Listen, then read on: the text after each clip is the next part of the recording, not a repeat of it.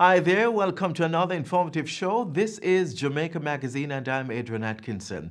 It's Heart Month and as such we remind you to take care of one of your most valuable organs. Ensure that you do at least 15 minutes of exercise daily and eat lots of fruits and vegetables. Visit your doctor regularly to detect possible signs of heart disease. In addition, let go of the things you cannot change, meaning worry less. Thanks for joining us. The show begins right now. Know your numbers and control the keys to a healthier heart. Know the numbers for your blood pressure, cholesterol level, blood glucose level, and your weight and body mass index. Find out the risks they represent and what you need to do to stay healthy. Talk to your doctor and start making healthy lifestyle choices to prevent a heart attack or stroke.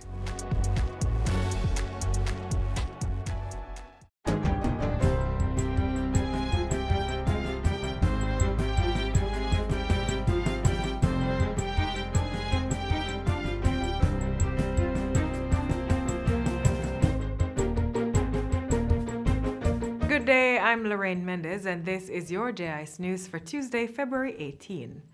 Government will be spending $620 million to build 4 high-dependency units, HDUs, at 4 hospitals in the new fiscal year. The money has been set aside in the 2020-2021 estimates of expenditure, now before the House of Representatives. This will be done under the Program for the Reduction of Maternal and Child Mortality (PROMAC) and is being funded by the European Union and the Government of Jamaica. Among the targets for the financial year are the procurement of equipment, training of nurses, doctors, and healthcare workers, as well as conducting research on the causes and risks of premature birth. PROMAC is geared at reducing the incidence of neonatal and maternal deaths. The program was created to strengthen institutional capacity, improve the management of high-risk pregnancies, and enhance public awareness and understanding of healthcare processes and the rights of patients. 60 children in Kingston, St. Andrew, and St. Catherine with mild to severe intellectual disability are to benefit from an intervention treatment. The Ministry of Labour and Social Security signed an agreement with the Jamaica Association on Intellectual Disabilities to execute the program. It's being funded by the Government of Japan to the tune of $660,000 and is being administered by the Inter-American Development Bank, the IDB.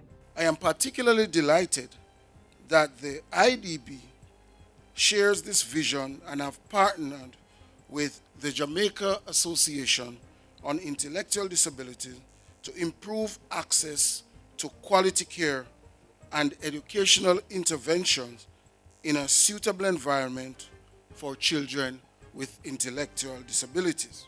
The children who will be selected will be ages 6 years, 6.5 years old, so we are working with the very young. Our parents are critical to the implementation of this project. We are going to be offering our parents ongoing support throughout the duration of the project. The innovative approaches to the development of children with intellectual disability project will run for 3 years and includes neuroplasticity or brain stimulation approach with medical intervention plus teaching and learning. Still on education, 12 schools across 8 parishes currently on the shift system will benefit from the construction of additional classrooms. The move is to address overcrowding and remove the schools from the shift system. The project will begin in April and is being implemented under the $1 billion Primary and Secondary Infrastructure Program.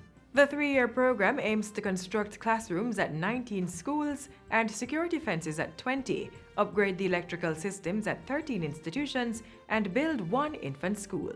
Government has set aside $1.2 billion for the Ministry of Industry, Commerce, Agriculture and Fisheries Farm Road Program. This year, the ministry intends to rehabilitate 80 kilometers of farm roads island-wide. Meanwhile, farmers in Manchester and St. Elizabeth will see continued work happening on the Essex Valley Irrigation Infrastructure Development Program. The project, which is being funded by the Caribbean Development Bank, has been budgeted $612 million to see through its execution in the 2020-2021 fiscal year. Targets for the year include continuing well drilling, starting the construction of renewable energy infrastructure, as well as completing an irrigation network system and global gap assessment to identify the agricultural needs of farmers. Details are outlined in the 2020-2021 estimates of expenditure, now before the House of Representatives.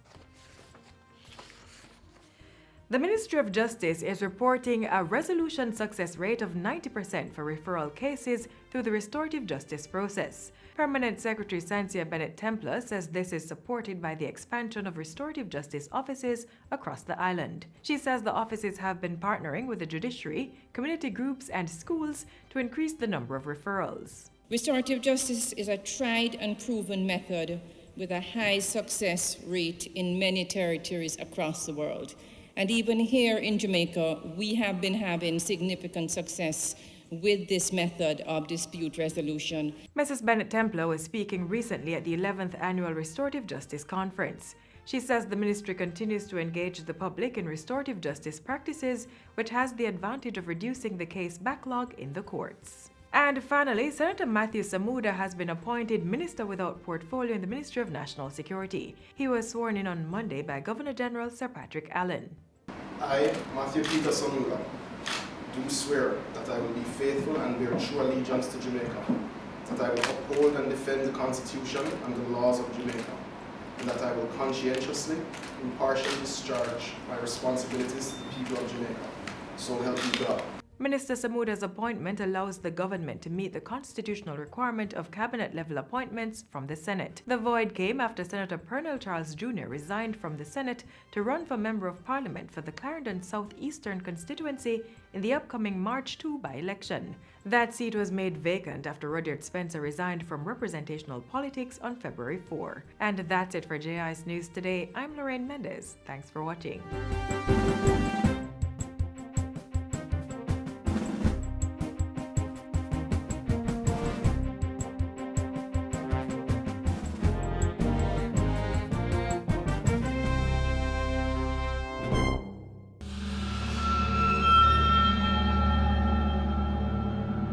First case we had was of 7 Indian nationals who were trafficked, and where they were found, they were living where the dogs were living. They were not fed, just given scraps. So those are just some real male stuff. If you know of someone who is being trafficked, call the Counter-Terrorism and Organized Crime arm of the Jamaica Constabulary Force at 876-967-5627 or 876-967-1389.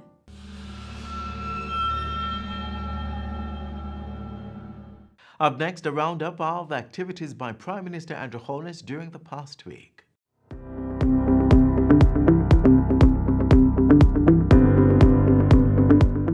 56% of lands in the Greater Bernard Lodge master plan to be occupied by agricultural production.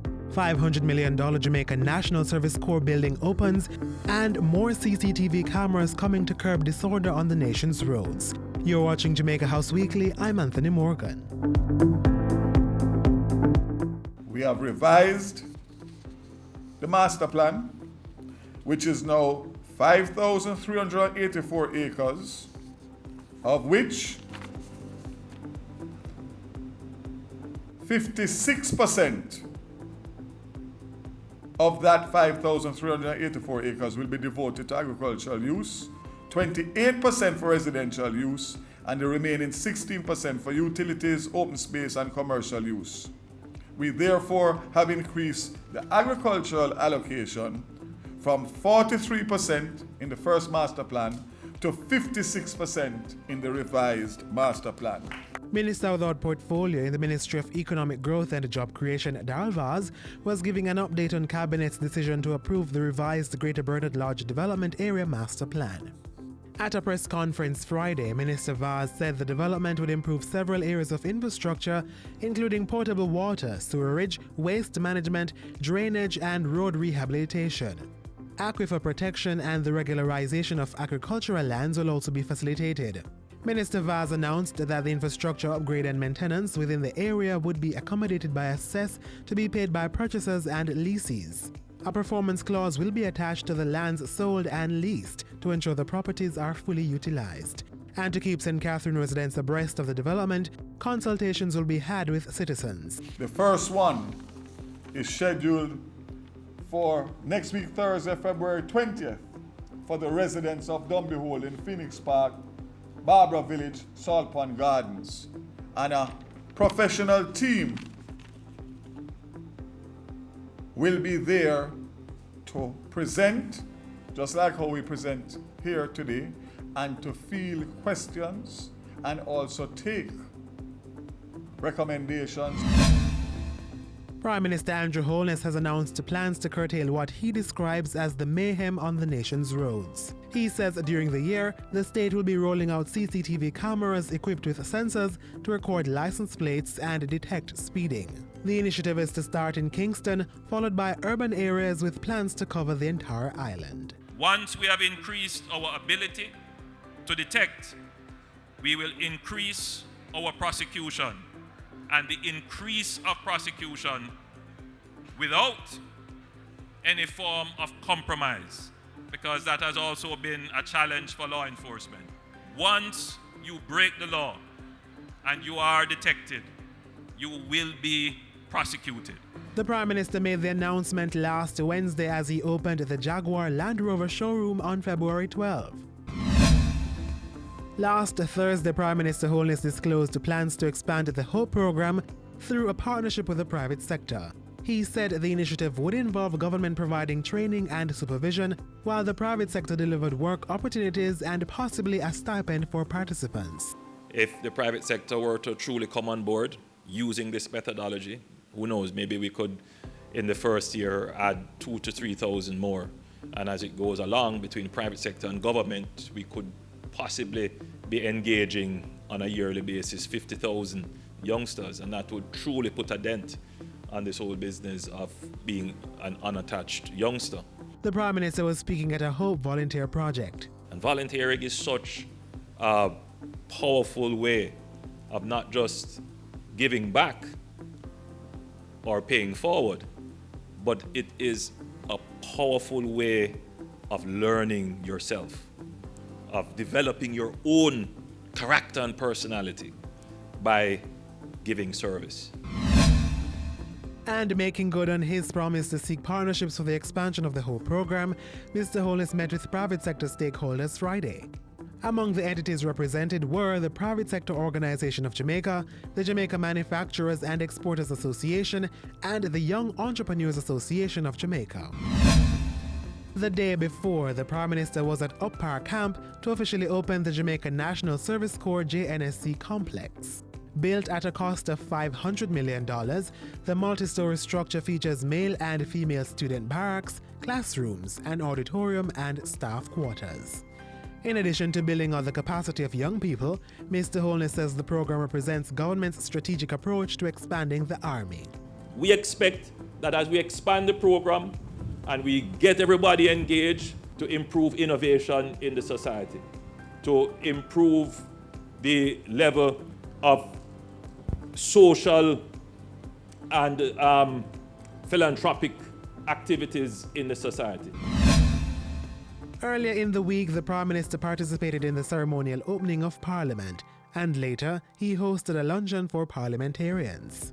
Even though we come from different traditions and we may have differing objectives, that we can sit together at a table, even with our differences, to find the space to create a unity, to find the space where we can look to what is in the common good. And that's it for Jamaica House Weekly. Be sure to join us next time for more of the news stories coming out of the Office of the Prime Minister.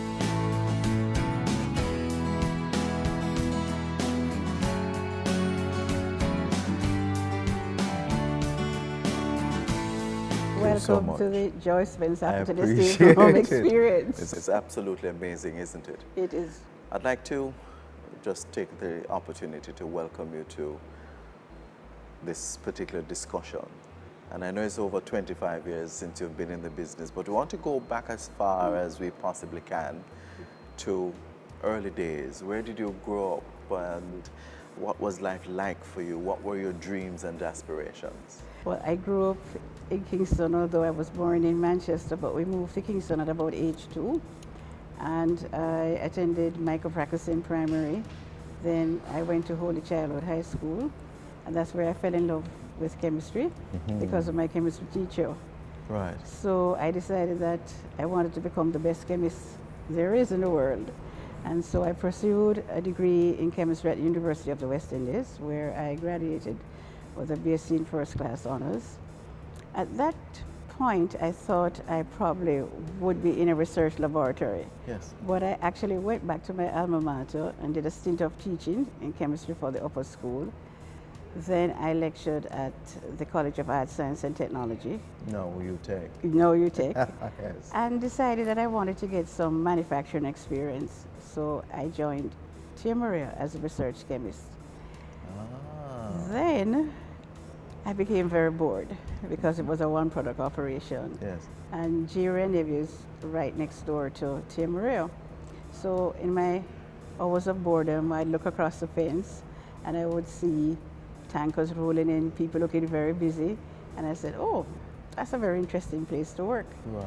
So I sent in my resume and they invited me over for an interview. They interviewed me and said, well, actually, we do not have a position available, but we were so impressed with your resume. So I left and I said, okay, nothing tried, nothing done. Nothing done, indeed. Now, this was 1981. 1981. Good, yes. So 2 weeks later, they called me and said, we created a position for you, the position of chief chemist. And this is when I fell in love with rum, because I never drank rum before that time. And so I started to work with the previous master blender and became so fascinated with the whole art of blending and sensory analysis. And this is what led me to where I am today. How were you able to navigate your way through this particular industry that is considered a male-dominated profession? Well, first of all, I understudied the previous master blender for 17 years. Yes. So everyone in the industry knew that I was understudying him. So when he retired, I was appointed master blender. And it was at that point in time when we did our research that we realized that there was no other female in the entire world that was a master blender. Right. And I said to myself, I never thought that I would, have accomplished anything as great as this, being the first woman to actually shatter the glass ceiling for other women. Right. How did that make you feel after being appointed the first female master blender? I didn't believe it at first, I Right. said, I wonder if they had the research right, because I was never ever looking at that when I was working with the previous master blender and understanding him. I just wanted to become the best blender there is. Right. And it was very proud to be a Jamaican woman having achieved this. And so a rare 25-year-old rum, aptly named after you, Joy. Tell us about that and what went into that and how did you feel about having a beverage being named after you? I selected my favorite 25-year-old pot still rum. So it became the heart and soul of the blend because it had this amazing orange peel, nutmeg and ginger notes. And I combined it with other rums to create this magnificent blend. So overall, this rum now has the amazing orange peel top note intertwined with ginger, nutmeg and spice, finishing with warm vanilla, coffee and cocoa notes with this amazing brown sugar finish. Just absolutely delicious. But how does it feel to be described as a visionary craftswoman extraordinaire? It's a humbling feeling, Yes. It's a proud feeling, and importantly, I like to encourage young women who are looking at a profession to think outside the box and to look at how you can apply chemistry in very interesting fields such as the one that I am in. I know that the words that you've given will no doubt empower so many lives in a profound way. So thank you so much for talking with us. Thank you for having me on your program.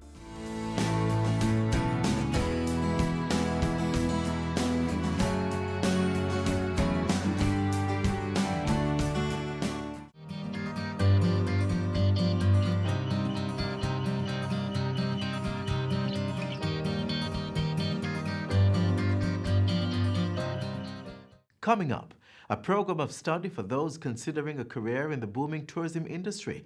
It is projected that by the year 2030, approximately 350,000 jobs will be available in the local industry. Take a look. So, good afternoon. Would you like anything? Would you like any drink, any sweets? No. Any music? Some music, please. What kind of music do you like, man? Like cultural music. Okay.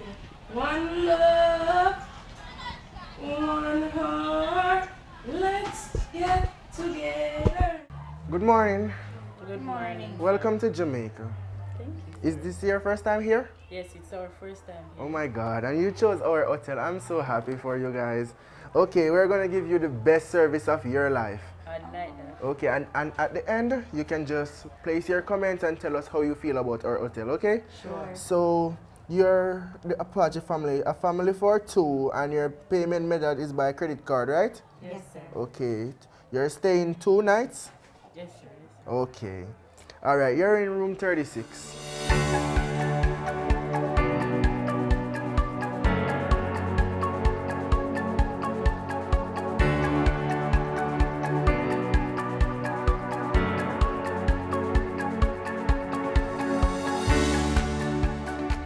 Good afternoon, class. Good afternoon, Mrs. Today we are going to be continuing our lesson on communication, and we'll be looking specifically at barriers to communication. Well, welcome back to another session of our guest cycle, and today we are going to be focusing all our attention on the guests in the hospitality industry. 2 programs being offered concurrently. The future tourism workers are being trained in customer service and hospitality tourism and management. At the end of 2 years, the trainees will receive certification in not 1 but 4 areas: an associate degree in customer service, AHLEI certification, National Vocational Qualification of Jamaica NVQJ Level 4 certification, and Customer Service Industry Association recognition. And probably the best yet, at the end of the program, the participants will intern at a tourism location to gain valuable on-the-job training, which could lead to permanent employment. Any other needs that the customer that we have to bear in mind? A timely service. A 2 minutes wait to a customer seems like 30 minutes. A joint initiative between the Ministries of Education and Tourism, the program is being facilitated under a Memorandum of Understanding. The Tourism Ministry has pumped $100 million into the educational system. It is a 2-year program offered free of cost to trainees. Applicants must possess 5 CSEC subjects or Level 2 certification in hospitality or tourism management. But what is the HTMP? It is offered by the American Hotel and Lodging Educational Institute, AHLEI, and is the official industry recognized curriculum to prepare students for work in the hotel and accommodation sector. 650 high school leavers are being trained to take up jobs in the hotel and accommodation sector.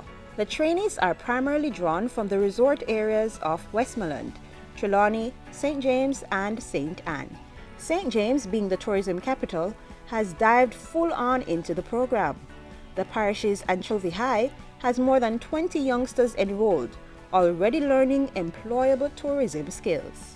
At Anchovy High, we are unique in the sense that we're the only school in St. James that is now piloting the program.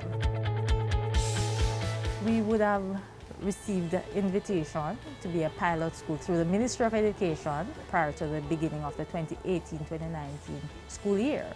And we gladly accepted the invitation to have the teachers who would deliver the program trained. And so we would have had a number of teachers from the Consumer Science Department. And so we would utilize the principal's cottage and transform that area to accommodate the program. 30 Jamaican teachers were trained by the American Hotel and Lodging Educational Institute's Certified Hospitality Instructor Program to deliver the course to local youth. 3 teachers of Anchovy High were trained and certified by the American Institute. 2 of those teachers are Olga Clark James and Fayoni Sawyers McFarlane. The students are very, very enthusiastic about the program. I think they have been learning a lot, and many students want to start the program next year. They are able to see that there's a space for them in this industry, and that this HTMP degree that they will get, along with the other qualifications, can take them places. So we look at the barriers to communication, we look at effective communication, and that is in communication in the workplace. We have the guest cycle, we look at all the different parts of the guest cycle. We have executive housekeeping functions. We look at the role of the executive housekeeper. We also look at inventory control, the guest room, that type of thing for the housekeeping part of it. For the acquiring hospitality and tourism industry knowledge, we look a lot on hospitality and tourism, probably from like 1800s onward. We look at it in Jamaica as well as in the United States. And I think for this has been an eye-opener for myself as well as for the students, because we realize that hospitality and tourism has come a very, very long way, and it has a lot of, it is really, really growing. Mrs. Sawyers McFarlane is equally ecstatic that the program is targeting the nation's youth. This program is a wonderful program that they could ever introduce in our school system, because it allows the students to get first-hand knowledge of hospitality training. They are able to learn how to approach the guests, how to deal with guests, how to resolve guest issue as it relates to hospitality industry as on a whole, and it will do very well for them. I would like to become an executive chef. This program teaches me how to work towards it and persistence in doing it. I have learned a lot of things. For one, I've learned about how to communicate with persons better. I have learned how to manage my time as well, how to work under pressure, and just how to persuade myself as a better person as well. I can say it is a very great program, and I would encourage anyone to come to this program. This program is a great opportunity for anyone who wants to become a hospitality personnel working in the hospitality industry, and it is a great program overall. I've learned to improve my communication skills, my interpersonal skills. I've learned a lot in the courses such as customer service, front desk operation, and housekeeping operations as well. In the future, I would love to become a food and beverage manager, and this course is also done in the HTMP program. The Ministries of Tourism and Education, combining lesson plans to secure Jamaica's #1 foreign exchange earning product. Thank you for coming, and we look forward to seeing you, and do come again.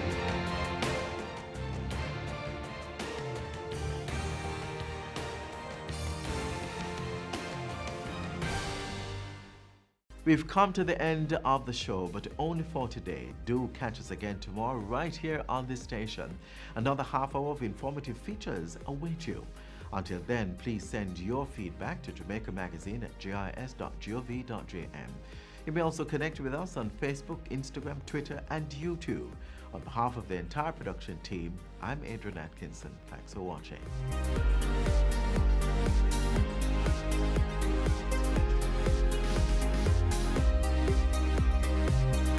This has been a production of the Jamaica Information Service, the voice of Jamaica.